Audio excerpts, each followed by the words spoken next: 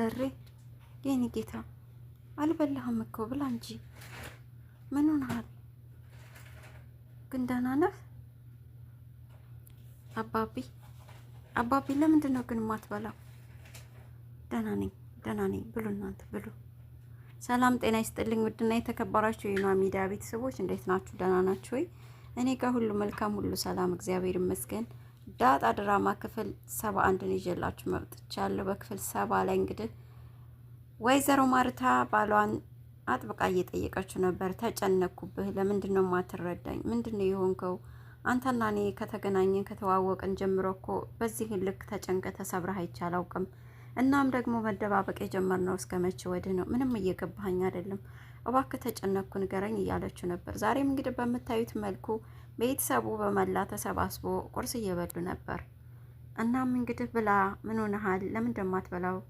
ደሬ ብላ፣ አልበላም እኮ ምንድን ነው የሚያስጨንቀ እያለችው ነው። እሱም ብሉ፣ እየበላሁ ነው እኔ ብሉ እናንተ አለ። እንዳጣይም አባቢ አትበላም? ግን ለምን እንደማትበላው? ግን አባቢ ምን ሆኖ ነው ዝም ያለው? በመጨረሻም አባቢ ስምህ ማን ነው እያለች ውሃዬ እንግዲህ ቤቱን ትንሽ ሞቅ አድርገዋለች በወሬዋ።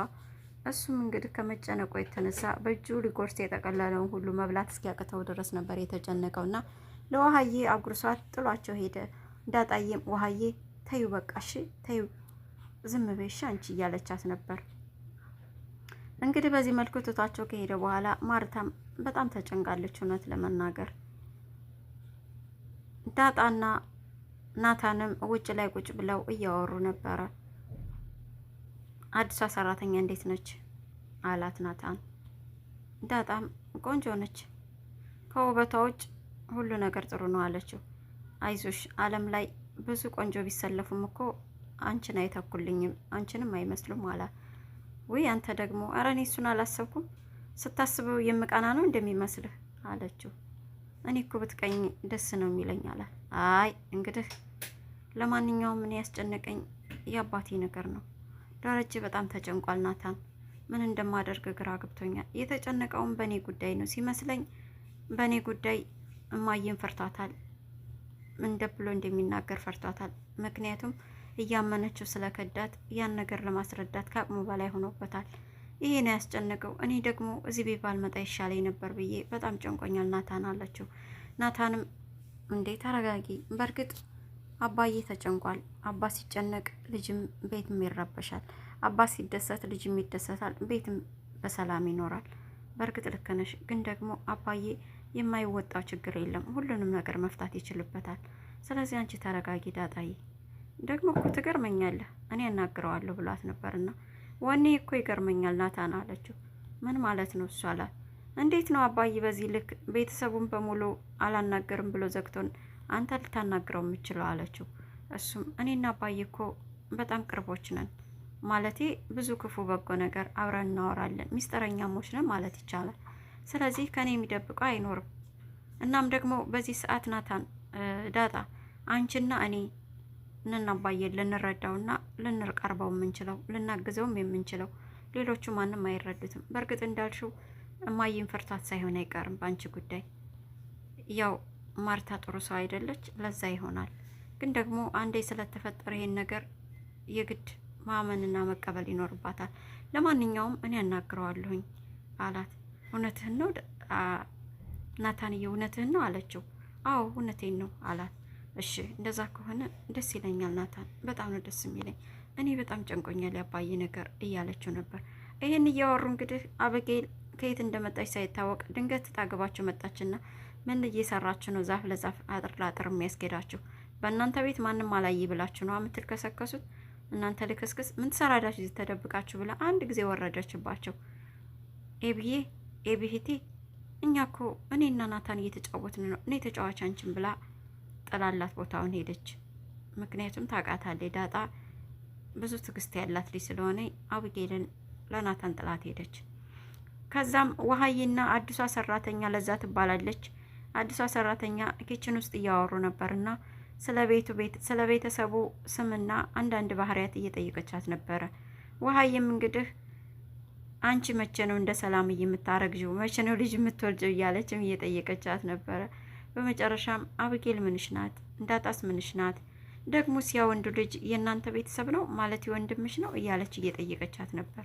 አይደለም የአባዬ ጓደኛው ልጅ ነው፣ እዚህ ሊማር መጥቶ ነው ብላ ውሃም ነገረቻት። በጣም ቬሪ ቬሪ ቢዩቲፉል ብላ በእንግሊዘኛ ነገረቻት። ከዛ ውሃዬም እየሮጠች እንግዲህ አብጌልና ናታን በቆሙበት ናታንዬ፣ ናታን አዲሷ ሰራተኛ እኮ አንተ በጣም ቬሪ ቬሪ ቢዩቲፉል ነህ ብላለች፣ እኔንም ከቤቱ በጣም ቆንጆ ነሽ ብላኛለች አለች። የዛኔ እንግዲህ አብጌል ሆዬ ጸጉሯን እስክትነቅል ድረስ አበደች እላችኋለሁ። እንዴት ማን አባቷ ናት እያለች እንግዲህ ያበደች ወደ ኪችን ሂዳ አዲሷን ሰራተኛ ቆም ስቅሏን አሳየቻት። እንኳንስ ባፍሽ ሞልተሽ እንደዚህ ልትይ ቀና ብለሽ ልጁን ታዩና ከዚህ ቤት መውጫሽ ቅርብ ነው የሚሆነው፣ ተጠንቀቂ፣ አብሬሽ ነኝ ካሁን በኋላ ስርስርሽ ነው ምለው፣ አርፈሽ ስራሽን ብትሰሪ ይሻላል ብላ ነፍሷን አስጨንቃት ነው የወጣችውና አዲሷም ሰራተኛ በጣም ጨንቋት እሺ በጣም ይቅርታ ደግሞ እኮ ነው ያላልኳትም ውሃዬ መስሏት ነው እኔ እሷን ነው ያልኩት ብላ ለመዋሸት ሞክራለች። ግን ከዛ በፊት እናቷም ጋር እያወራች ነበረ። ኤቢ አዲሷ ሰራተኛ ስትመጣ መልኳ ቆንጆ ባይሆን ጥሩ ነው ብላት ነበረ። አንቺ ይሄን ያህል በራስ መተማመን የለሽም እንዴ? እንዴት ነው ቆንጆስ ብኮን ምን አገባሽ አንቺ? ናታን እንዳትይዝብሽ ፈርተሽ ነው እያለቻት ነበር እናቷ። ያው የፈራችውም አልቀረም እንግዲህ ያው ገና ከመምጣቷ ናታን ቆንጆ ነው ብላ ሀሳብ ስለሰጠኝ ብቻ እንግዲህ ኤቢ ልትገላት ደርሳለች፣ አዲሷን ሰራተኛ ማለት ነው። እንደ እያለ እንግዲህ አቶ ደረጀም ቡና ካልጋበዝከኝ ብላ ልጁ አስጨንቀው ስለነበረ ቡና ሊጋብዛት የሆነ ካፌ ገብተው ቁጭ ብለው ነበረ። እናም አባት ስለሆንክ በጣም ነው የምወድሽ፣ በጣም ነው የምኮራብህ አለችው። አብጌል አንድ ጥያቄ ልጠይቅሽ አላት። አቤት አለችው። እሺ ጠይቀኝ ስትለው ለምን እንደምትኮሪብኝ አላት። እኔ እንጃ ማለት ሰዎች ይወዱሃል፣ በጣም ነው የሚወድህ፣ በጣም ነው የሚያከብሩህ፣ ጥሩ ሰው ነው ይሉሃል፣ ታማኝ ነው ይሉሃል አለችው። እሱም አንቺስ እኔ አባትሽ ብኖር በህይወት ነው ወይስ ባልኖር ነው የሚሻለው? ማለት እኔ ብሞት አሁን ምን ትጎጃለሽ አንቺ አላት። እኔ እንጃ ግን ብቻ እንዴት ሞት አልፈልግም ማለት አንተ ማጣት አልፈልግም አለችው። አይሽ አተሺ ስለማታቂ ጎደሎ አይገባሽም። ለማንኛውም በህይወት እስካለሁኝ በእኔ ኩሪ፣ አንቺም ደግሞ እኔ አንቺን ካኮራሁሽ አንቺም እኔን አኩሪኝ አላት። እኔ አንቺን ባኮራሁሽ ልክ አንቺም እኔን አኩሪኝ አላት። እሷም አባዬ እኔ እኮ እያኮራሁ ነው፣ ደግሞ እንደምትፈልጋት ልጅ እየሆንኩልህ ነው፣ ኮሌጅም ላይ ጥሩ ውጤት እያመጣሁ ነው፣ ደግሞ ታያለህ በቅርቡ ናታንን አግብቼ አኮራሃለሁ አለችው። እናም ደግሞ እኮ ህግ የምማረው ላንተ ብዬ ነው ታውቃለህ አይደል? እውነት እውነት ነው መቼም ተደብቆ አይቀርም። ሰው ሁሉ እውነትን ማወቅ አለበት። ለእውነት ከእውነት ጎን መቆም አለብሽ ብለኸኝ የለ አለችው። የዛኔ ስሜታዊ ሆኖ እሱም አዎ ሰው ሁሉ አውቆም ይሁን ሳያውቅ ጥፋት ቢያጠፋ ያ እውነት ወይም ደግሞ ጥፋት አይደለም ማለት አይቻልም። ስለዚህ መቼም ያህል ከሰው ቢደበቅ አንድ ቀን እውነቱ ይወጣል። ልክ ነው፣ እውነት እውነት ነው፣ ከእውነት ጎን መቆም አለብሽ አላት። አባዬ ምን ሆናል? ስሜታዊ ሆንክ እኮ። ግን ደግሞ ምንድን ነው እየሆንክ ያለው? ይህን ሰሞን እቤት ውስጥ አታወራም፣ ምግብም አትበላም፣ ምንድን ነው የሚያስጨንቀህ ነገር ንገረኝ አለችው። እሱም እውነት አንቺ አሁን የሆነን አባትሽ የሆነ ጥፋት ቢያጠፋ ከኔ ጎን ትቆሚያለሽ አላት። ምንድን ነው ንገረኛ አለችው። እሱም አይ ከእውነት ጎን ነው መቆሙ ብለሻል። አንቺ ሚስጥሬን ወይም ነውሬን ልሸፍኝልኝ የምሸፍኝልኝ ልጄ ስላልሆንሽ ነውሬን ደግሞ ላንቺ አልነግርም። ስለዚህ ምንም የተፈጠረ ነገር የለም። አሁን ጠጣሽ አይደል ቡናችን በይን ሄድ አላት። ንገረኝ ብላ ብትለምነውም ሊነግራት አልቻለም። ቤተ ክርስቲያንም ሄዶ ረጅም ጸሎት እየጸለየ ነበረ። በጣም ተጨንቋል። አምላኬ ለምን ፈተንከኝ አልልህም፣ ደካማ ልጅህ ነኝ ያውቃለሁ። ግን ደግሞ በዚህ ልክ እንዴት ማልችለውን ታመጣብኛለህ? የመጀመሪያዋ ሲገርመኝ ሁለተኛ ልጅ ከሷ ውጭ እንደወለድኩኝ በምን ኃይል ነው ላስረዳት የምችለው? በምንስ ኃጢአቷ ነው ይሄ ሁሉ በደል የሚደርስባት? ለእኔ እኮ ማርታ እንቁ ናት፣ በጣም ድንቅ ሴት ናት። ይሄ እኮ አይገባትም። እኔስ በምን አይኔ ነው ካሁን በኋላ እሷን ማያት? አምላኬ ከቶ እንዴት ልችለው ነው ይሄን የሰጠኝ? እያለ ረጅም ጸሎት ከአምላኩ ጋር ክርክር በሚመስል መልኩ ጸሎት እያረገ ነበር የቆየው። እናም እንግዲህ ወደ ቤት ደግሞ ስንመለስ ናታንና ዳጣ በድጋሚ ሌላ ቦታ ላይ መናፈሻ ውስጥ ተገናኝተው እያወሩ ነበረ። እንግዲህ ሲያወሩም ማርታ ሰላምዬ ከመሄዷ በፊት አንድ ዕቃ ሰጥታኛለች አላት። ምንድን ነው እሱ አለችው።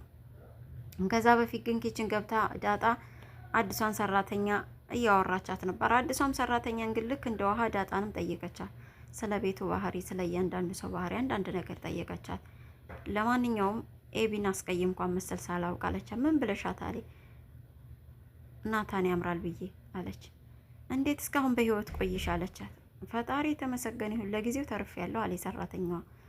እኔ ውልሽ እኔ ልንገርሽ እንኳን ያምራል ብለሽ እጣ ገቦ ቁመሽ ብትገኝ ነፍስሽን 7ኛ ሰማይ ነው የምትሰቅልልሽ። ካሁን በኋላ ቀና ብለሽ እንዳታይሱን ብትርቂ ነው የሚሻለሽ መኖር ከፈለግሽ አለቻት። ኧረ አልቀብጥም እሺ እሺ አለ። ውሀዬስ አለቻት። ውሀዬ እንደ ስሟ የምፈስ ውሃ ናት። ብቻ ቁርሷን በሰዓቱ አቅርቤላት። አባዬና እማዬ ደግሞ በጣም ጥሩ ሰዎች ናቸው። መቼም ቢሆን ተፈልገው የማይገኙ ጥንዶች ናቸው። ሰው የሚቀናባቸው መልካም ሰዎች ናቸው። ግን ውሀዬ ደግሞ አንድ ጓደኛ አለች አመጥን የምትባል በእሷ ከመጣሽባት አውሬ ነው የምትሆነው። ስለዚህ ኤቢንም ታገሻት ቻያት።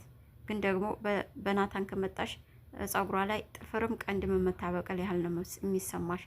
ስለዚህ ተጠንቀቂ አለቻት። ይኸውልሽ እኔንም ብትፈሪኝ ይሻልሻል። እኔም ምግብ ስል በሰዓቱ ካላገኘሁኝ የ10 ሰው ጥርስ አውልቅ ያለሁ። እነዛ ሁሉ ደግሞ 5 የቤት ሰራተኛ ነበሩ እዚህ ቤት ምግብ በሰዓቱ ስላልሰጡኝ ነው። ስለዚህ ልትፈሪኝ ይገባል አለቻት። እውነትሽን ነው ዳጣዬ፣ እባክሽን አታስፈራሪኝ አለ። ተረጋጊ፣ ለማንኛውም በሰዓቱ ምግብ ስልሽ እንድታቀርቢ ደግሞ አትፍሪ ብላ ጥላት ሄደች ማለት ነው። ከዚህ ከሄደች በኋላ ነው ከናታን ጋር ቁጭ ብላ መናፈሻው። ናታንም ሰላምዬ ከመሄዷ በፊት አንድ ነገር ሰጥታኛለች፣ ያንንም እኔ እዚህ ከሌለሁ ላንቺ እንድሰጥሽ ነው ያለችኝ አላት። ምንድን ነው እሱ አለችው። አላውቅም እኔም አላየሁትም። አደራ ብላ ስምላን የሰጠችኝ እንዳላየው፣ እናም የተጠቀለለ ነው ምን እንደው አላውቅም አላት። እሷም እና ናታንዬ እንየዋ ስጠኛ እንየዋ አለችው። አይ እኔ ከሌለሁ ነው ያለችው አላት።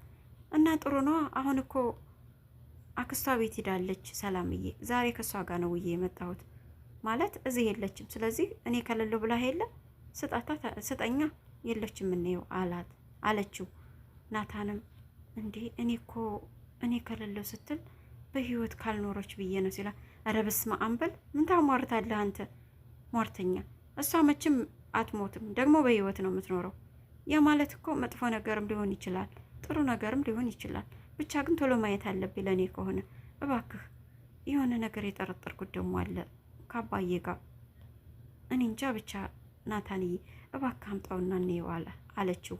እሱም ኤቢ ስትሰጠኝ ሁኔታ ስለነበር በድንገት ስለ ሰጠችኝ ነገር ማወቅ ፈልጋ ቤቴን በአንድ እግሯ አቁመው ነበር። አሁንም እየተከታተለች ነው። ስለዚህ ይህን ነገር በጥንቃቄ ነው ልናየው የሚገባው አላት። እሷም እሺ አሁን ሁሉም ስለሚተኙ ሳሎን ላይ ክፍሌ ነይና እንየው አላት። አይ ክፍል አልመጣም፣ እሱን ነገር ተው ብያለሁ። በጨለማ አንተ ክፍል አልመጣም። እንደውም ሁሉም ስለሚተኙ ኤቢም ስለምተኛ ሳሎን ላይ ይዘሆናና ቁጭ ብለን ሶፋ ላይ እናየዋል አለችው። በዚህ ነገር ተስማምተው ወደ ክፍል አብረው ገቡ። ማለቴ ወደ ትልቁ ቤት ገቡ። ከዛም ዳጣ ሶፋ ላይ ቁጭ ብላ ጠበቀችው። ናታንም ደብዳቤውን ይዞ መጥቶ እየፈቱት ነበር። ሚስጥሩ እንግዲህ ዳጣ ስታውቅ ምን ሊፈጠር እንደሚችል በቀጣይ በክፍል 72 ይዤላችሁ የምመጣ ይሆናል። ለዛሬ ግን ክፍል 71 ዛሬ ይህንን ይመስል ነበረ። እስካሁን ከኔ ጋር ስለነበራችሁ ጊዜያችሁን ሰጥታችሁ ስለተከታተላችሁ ምስጋናዬ ከልቤ ነው። ውድ የወይኗ ሚዲያ ቤተሰቦች ለቤቴ አዲስ የሆናችሁ ሰብስክራይብ በማድረግ አበረታቱኝ። ሀገሬ ልጆች እስካሁንም 1000 ሰብስክራይብ እና ከዛ በላይ ያደረሳችሁኝ በእናንተ ድጋፍና ብርታት ነው። ለዚህም ደግሞ ምስጋናዬ ከልቤ ነው። አሁንም በቻላችሁት መጠን ላይክ፣ ሼር እያደረጋችሁ እንደምታበረታቱኝ አምናለሁ። በያላችሁበት የክርስቶስ ሰላም ይብዛላችሁ። ሰላማችሁ ይብዛ።